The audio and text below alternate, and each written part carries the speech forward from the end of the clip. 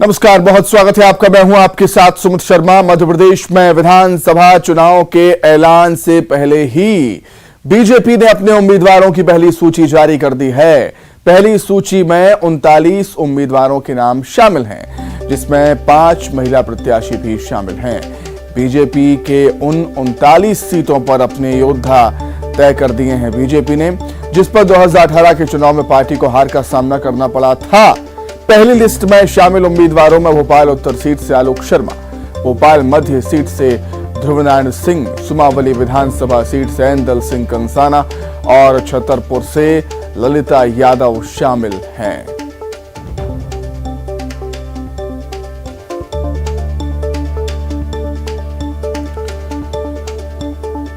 तो ग्राफिक्स के माध्यम से भी आप देख सकते हैं कि किस उम्मीदवार को कहां से बीजेपी ने चुनावी मैदान में उतारा है।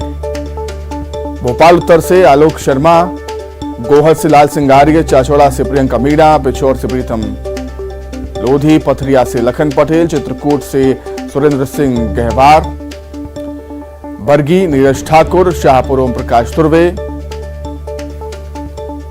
लांजी से राजकुमार करियाए,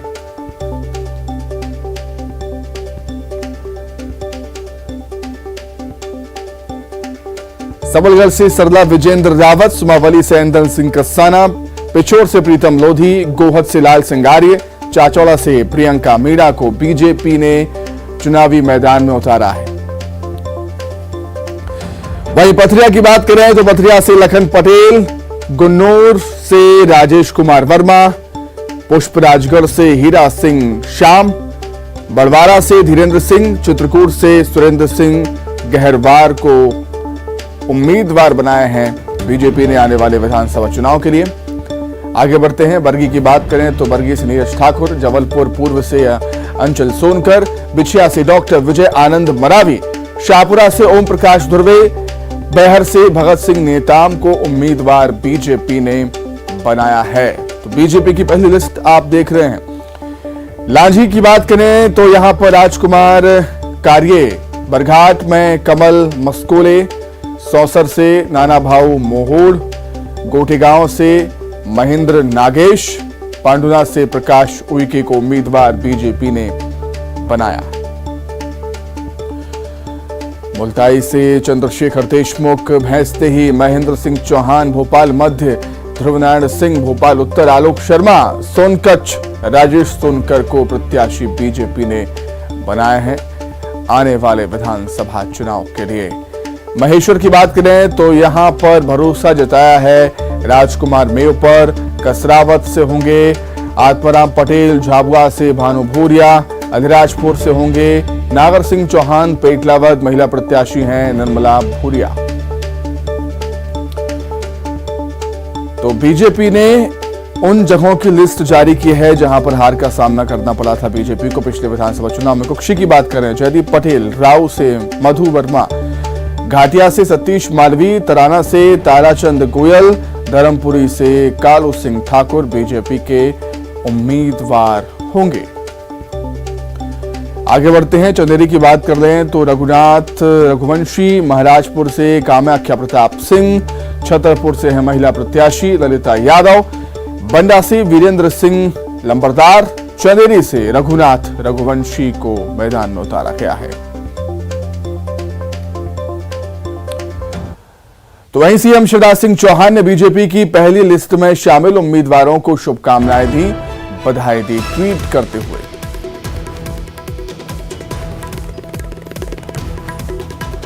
तो सीएम शिवराज सिंह चौहान ने जो उम्मीदवार घोषित किए हैं बीजेपी ने, पहली लिस्ट बीजेपी की जारी हुई है, 39 उम्मीदवार जिसमें शामिल हैं, उन सभी उम्मीदवारों को बधाई दी और शुभकामनाएं दी हैं ट्वीट करते हुए। और ट्वीट करते हुए लिखते हैं, मध्य प्रदेश आगामी विधानसभा चुनाव के लिए बीजेपी केंद्रीय चुनाव समिति द्वारा घोषित उम्मीदवारों को हार्दिक बधाई। पार्टी ने जो विश्वास आप सभी पर जताया है उसे पूर्ण कर विजयी हो, शुभकामनाएं। ये कह रहे हैं सीएम शिवराज सिंह चौहान। तो वही उम्मीदवारों की पहली सूची जारी होने पर प्रदेश अध्यक्ष वीडी शर्मा ने कहा कि पीएम मोदी जेपी नड्डा की अगुवाई में हुई बैठक में उम्मीदवारों के नाम तय हुए हैं। अब कार्यकर्ताओं को अभी से ही चुनावी मैदान में उतर जाना है। आगामी आने वाले 2023 के चुनाव में विजय का परचम तो फहराएंगे ही। विजय के साथ माननीय प्रधानमंत्री जी के संकल्प कि 2023 के अंदर 2023 की विजय के साथ 2047 का माननीय प्रधानमंत्री जी का वो भारत जो दुनिया के अंदर सिरमौर बनकर के खड़ा होगा, इस संकल्प को पूरा करने में इन सारे लोगों की महत्वपूर्ण भूमिका होगी। ऐसे विजय पताका के फहराने के प्रति संकल्पित कार्यकर्ता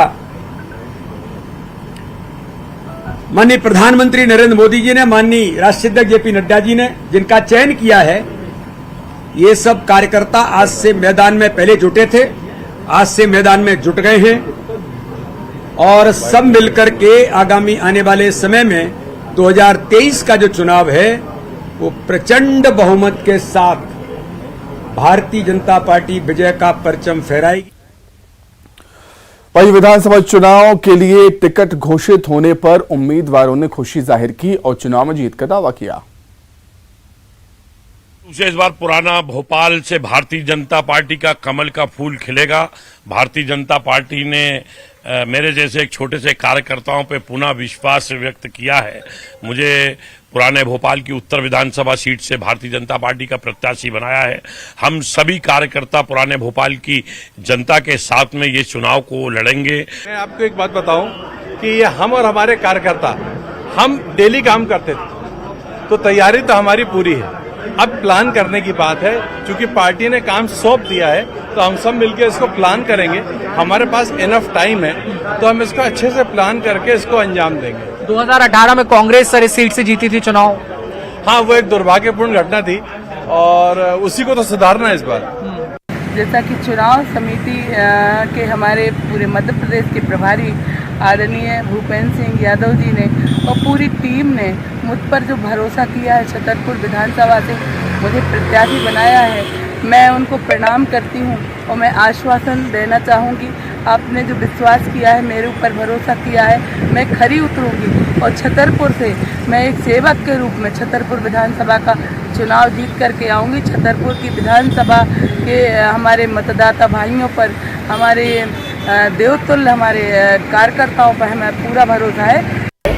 हर बार चुनाव में कांग्रेस ने एक वातावरण बनाया कि सरकार जा रही है, लेकिन 18 साल से जनता शिवराज जी पर भरोसा कर रही है, क्योंकि भारतीय जनता पार्टी श्रद्धा का नाम है। पार्टी ने जब जो जवाबदारी दिया है उसका निर्वहन मैंने समय समय पे किया है। अब कुछ होता है, ऐसा रहता है कि समय जब बहुत संघर्ष का हो जाता है और कुछ नहीं मिलता है तो फिर एक दिशा बदल गई थी, लेकिन फिर कहा जाता है, कहावत है कि जो रात का भूला हुआ है अगर सुबह वापस आ जाए तो उसे भूला नहीं। मतलब सीधे तौर पे भी आपकी घर वापसी हुई है? जी, घर वापसी। निश्चित रूप से मध्य प्रदेश की भारतीय जनता पार्टी ने हमारे ऊपर जो विश्वास जताया है, हम यहाँ के सभी हजारों हजार कार्यकर्ताओं को साथ में लेकर के सबके साथ कंधे से कंधा मिला करके और यहाँ के वरिष्ठ जनों के आशीर्वाद से, यहाँ के नौजवानों के परिश्रम से और जो है यहाँ की माता बहनों के आशीर्वाद से इस कसरावत में कमल खिलाएंगे। वहीं छत्तीसगढ़ में 21 सीटों के लिए बीजेपी ने उम्मीदवारों के नाम तय कर दिए हैं। बीजेपी ने 21 उम्मीदवारों की पहली सूची जारी कर दी है। यहां 21 उम्मीदवारों में से 5 महिला उम्मीदवार हैं। पाटन में सीएम भूपेश बघेल के खिलाफ उनके भतीजे और दुर्ग के बीजेपी सांसद विजय बघेल चुनावी समर में ताल ठोकेंगे।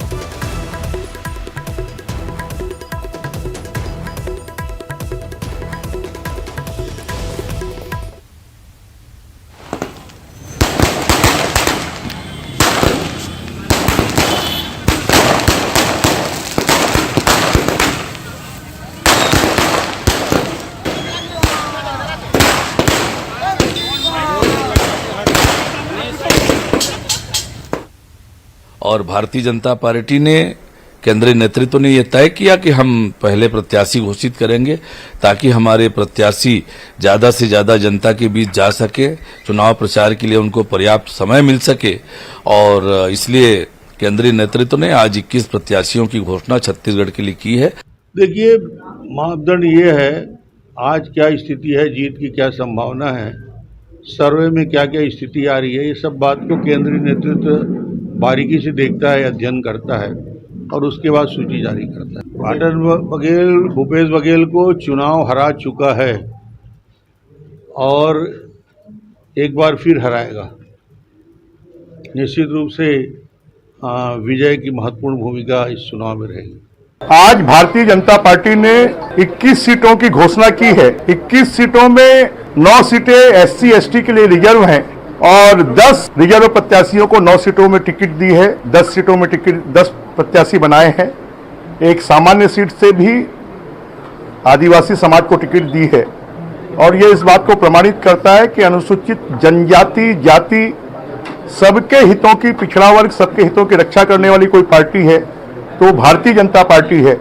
और टिकट वितरण में भारतीय जनता पार्टी ने अगुवाई ले ली है और ये अगुवाई आने वाले नवंबर के चुनाव तक भारतीय जनता पार्टी आगे रहेगी। क्योंकि भूपेश बघेल हिंदुस्तान का ऐसा नेता है, भारतीय जनता पार्टी उसका नाम से धरती है, इसका कारण हुआ विजय बघेल को दिया है। भारतीय जनता पार्टी, मुझे लगता है कि ये ऐसा पहली बार हुआ है कि 1.5 महीना पहले टिकट घोषणा कर दिया है। मुझे लगता है कि भारतीय जनता पार्टी का टेस्ट तो नहीं कर रहा है, पहले मैदान में उतार के देखो, ये गड़बड़ है तो फिर वापस ले लो। मैं दावे के साथ कहता हूँ, मुझे लगता है 1.5 महीने के अंदर ये टिकट फिर भारतीय जनता पार्टी को वापस लेना पड़ रहा है, इसलिए वो टेस्टिंग के रूप में काम कर रहा है भारतीय जनता पार्टी। हाँ, मुझे पता चला 21 लोगों की लिस्ट जारी हुई है। बीजेपी सब जगह भय से, लालच से तोड़ना चाहती है, लेकिन जनता जान चुकी है उसकी असलियत। बीजेपी सब जगह भय से, लालच से तोड़ना चाहती है, लेकिन जनता जान चुकी है उसकी असलियत। सौभाग्य से मुझे यहाँ के झूठ फरेब की राजनीति करने वाले, भ्रष्टाचार में डूबे हुए यहाँ के मुख्यमंत्री के खिलाफ आज पार्टी ने मुझे कमल छाप सौंपा है। मैं विश्वास दिलाता हूँ पार्टी नेतृत्व को, हम सब अपने कार्यकर्ताओं की बदौलत और पाटन क्षेत्र की जनता की बदौलत उनको पटकनी देंगे और उनको हार का मुंह देखना पड़ेगा। हम वहां से विजय से। भारतीय जनता पार्टी के सभी बड़े पदाधिकारियों के आशीर्वाद है और सभी कार्यकर्ताओं का मार्गदर्शन और सब एक होकर जो काम किए हैं और तभी हमको आज टिकट मिला है, कोई मेरे अकेले से नहीं मिला है। जो कांग्रेस की नाकामी है, जो 4 साल में कोई काम नहीं किए हैं, उनको हर जनता के पास जाके, हर गांव में जाके हम बताएंगे। और जितने भी प्रत्याशियों को अभी टिकट घोषित किया गया है वो सभी उम्मीदवार मैं समझता हूं कि जीतने वाले हैं, निश्चित ही जीत के आएंगे। राष्ट्रीय नेतृत्व ने और प्रदेश नेतृत्व ने जो हम सभी कार्यकर्ताओं के ऊपर इतना बड़ा भरोसा किया, विश्वास किया, इसके लिए केंद्रीय नेतृत्व का, प्रदेश नेतृत्व का हम अभिनंदन करते हैं, आभार व्यक्त करते हैं। मैंने अब 3 बार के जिला पंचायत सदस्य होने के नाते अब मैंने भी इच्छा रखा था भारतीय जनता पार्टी की और हमारे जिला के अध्यक्ष, प्रदेश के अध्यक्ष के बीच में और हमारे वरिष्ठ कार्यकर्ताओं, मतलब वरिष्ठ हमारे नेताओं के बीच में मैं भी अपनी बात रखी थी। मैं भी इच्छा रखता हूँ बस्तर विधानसभा चुनाव लड़ूंगा करके। तो आज भारतीय जनता पार्टी के प्रदेश राष्ट्रीय नेतृत्व और प्रदेश नेतृत्व को मैं बहुत बहुत धन्यवाद देना चाहूंगा जो मेरे ऊपर भरोसा किया है। देखिए, राज्य विधानसभा चुनाव में मैं तो कहूंगा पूरे क्षेत्र की जनता जान चुके हैं। हर बार बाहर से जो चुनाव लड़ते थे, बहुत पैसे वाले पार्टी है, सुनता हूँ, उसके साथ मैं और चुनाव लड़ चुका हूँ। मेरे लिए कोई वो बहुत बड़ी बात नहीं है। भारतीय जनता पार्टी ने मेरे ऊपर विश्वास जताया है। मोदी है तो मुमकिन है। राज्य विधानसभा सीट जरूर जीतेंगे। क्षेत्र की जनता का आशीर्वाद है, आप सबकी सहयोग। कोई गले फांस डालने वाला बात नहीं है। भारतीय जनता पार्टी सभी कार्यकर्ताओं को अवसर देती है जी। कांग्रेस के सरकार ने वादा करके वादा खिलाफी जो काम किया है, उस तरह से वादा खिलाफी हमारा काम नहीं होगा। जो हम बेहतर कर सकते हैं वो हमारा कार्य योजना बनेगा और उस कार्य योजना के तहत हम जाकर के लोगों से बात करेंगे। किस प्रकार से मात देंगे ये तो रणनीति की हिस्सा है। लेकिन इस जो कांग्रेस सरकार की जो विफलता इन 5 वर्षों में दिखी है और लगातार वहां डुंडरा विधानसभा में 3 बार से कांग्रेस के विधायक रहे हैं और जनता को छलने का काम किए हैं और इनके जो वादे हुए थे जिसके चलते सरकार बनाए थे उससे सारे लोग असंतुष्ट है, कोई वादे पूरे नहीं हुए हैं। तो जनता मन बना के रखी है, उसको निश्चित रूप से इस बार हम लोग हराएंगे। वहीं छत्तीसगढ़ कांग्रेस में उम्मीदवारी के लिए आवेदन प्रक्रिया शुरू हो चुकी है। ब्लॉक अध्यक्षों को दावेदारों ने आवेदन दिए हैं। 23 अगस्त तक दावेदार आवेदन कर सकेंगे। 24 अगस्त को दावेदारों के आवेदन पर बैठक होगी। ब्लॉक कांग्रेस कमेटी स्तर पर बैठक होगी। 25 अगस्त को पीसीसी को सील बंद लिफाफे में दावेदारों की लिस्ट भेजी जाएगी। प्राथमिकता क्रम में 5 नाम पीसीसी में दिए जाएंगे। ब्लॉक से किसी कारण आवेदन नहीं होने पर 26 अगस्त को जिला कांग्रेस में जमा होंगे आवेदन। जिला कमेटी 3 नाम पीसीसी को प्राथमिकता से प्रस्तावित करेगी। जिले से 31 अगस्त तक भेजे जाएंगे नाम। रायपुर दक्षिण से कन्हैया अग्रवाल ने आवेदन जमा किया। कन्हैया अग्रवाल 2018 में भी रायपुर दक्षिण से चुनाव लड़ चुके हैं। कई और जिलों में दावेदारों ने आवेदन किए।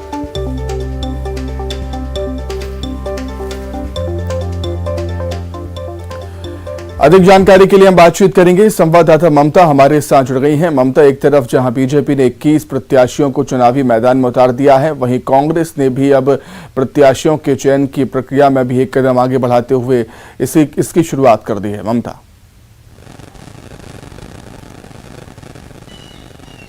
बिल्कुल, देखिए जो चुनाव समिति की बैठक हुई थी छत्तीसगढ़ कांग्रेस की, उसमें ये निर्णय लिया गया था कि 31 अगस्त तक के आवेदन लिए जाएंगे और पिछली बार भी ब्लॉक स्तर पे आवेदन लिए गए थे, इस बार भी ब्लॉक स्तर पे आवेदन लिए गए। इसका कारण ये है कि लोग राजीव भवन अपना बायोडाटा लेकर पहुंच रहे थे और प्रॉपर वे से ये चीज़ें हो जाए और स्पष्ट कर दिया संगठन ने कि जो बायोडाटा है वो हाथ में नहीं लिए जाएंगे, ब्लॉक स्तर पर आप जमा करिए और उसके जरिए पीसीसी में जो आवेदन है वो आएंगे। तो जाहिर तौर पर कल से ये शुरुआत हो चुकी है और अलग अलग तरीके से अलग अलग ब्लॉक में लोग अपने आवेदन दे रहे हैं। ये जरूर है कि कांग्रेस अभी आवेदन ले रही है और उधर बीजेपी ने अपने प्रत्याशी जो है वो जो जिन 21 सीटों पर घोषित कर दिए हैं। तो देखने वाली बात यह है कि कांग्रेस पार्टी जो है आने वाले समय में क्या अपने प्रत्याशी घोषित करती है। हालांकि अब जो कांग्रेस जिस तरीके पे चल रही है, जिस स्ट्रेटेजी के तहत चल रही है, यानी कि सबके आवेदन लिए जाएंगे, उसके बाद में स्कूटनी की जाएगी। स्कूटनी जो है वो स्क्रीनिंग कमेटी करेगी और उसके बाद में फिर देखने वाली बात होगी कि कांग्रेस की लिस्ट कब जारी होती है। बहुत शुक्रिया ममता जुड़ने के लिए। आइए अब देखेंगे